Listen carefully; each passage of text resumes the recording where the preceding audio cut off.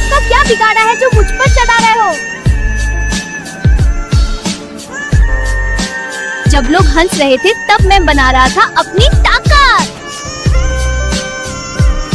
ये सिर्फ मशीन नहीं है, ये मेरी मेहनत का जवाब है।